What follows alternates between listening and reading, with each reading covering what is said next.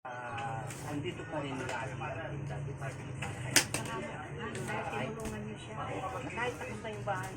Daddy Frankie patuloy pa rin papasal-pasal dito. Sabi ko sa mga tanong ko kailangan taon-taon magkikita kami.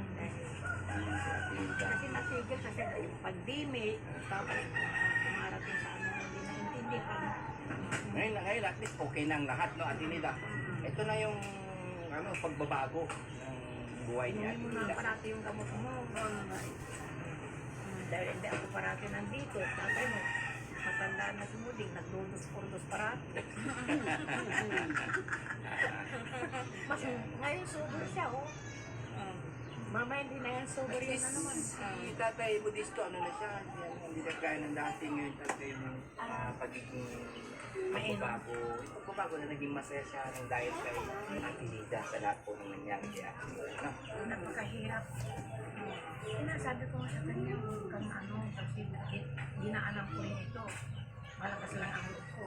Tinatanong niya nga ako, paano yung makayanan yung lola lang niya? Sabi ko, kailangan ko dahil ang mga kapatid ko inintindi ko, kayo ang mga inintindi ko dahil ko na tuluyan ako, wala na. Tsaka suportan niya ito. Siguro pag mag-asawa ito, baka mawawala rin. Sige, mawala na kami, meron pa kami. Sige, salamat. Maraming salamat ka. Pakisabi na lang kita dito. Thank you po, bawal po. Oh, ito, ibalik mo dali. Pautos. Sige na. Dali na. Pasuyo. With more skincare ingredients for more care. Ay, hindi magpautos. Ba't hindi nagpautos ang bata?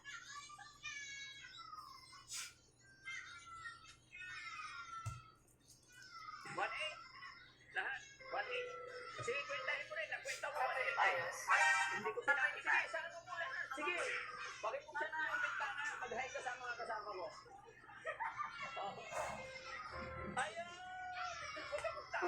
Nakita mo yung pakbet paninda ni ate. Ang init. Para hindi na mainita. And then, ipapabigay ko sa ating mga kababayan. Nakita mo 9.5 views. Hello? Kumusta ka? Maricar, anong pangalan ng tatay mo? Ay, ito tatay. Ilang taon ka na, Maricar? Nagpipray ka ba kanya? Ano mag-pray na? Nagpipray ka. Paano mag-pray? Ano mag-pray?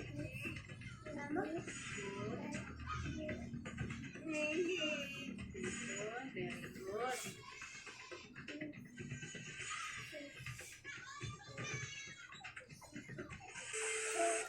So yun mga kababayan, mga kabarangay, isang mapagpalang hapon po sa atin lahat. Yan, mga kababayan, panibagong araw, panibagong vlog. At sa araw na ito, kasama natin si Aling Rochelle. Dahil may namimita po sa atin na inilalapit nila sa Team Daddy Frankie yung bata na may kakaibang karamdaman. At yaman din lang po na nandito si Mami Rochelle ngayon sa Pangasinan. Kaya minabuti ng team na pasyalan sila para malaman natin kung ano ang pwedeng itulong namin ni Aling Rochelle.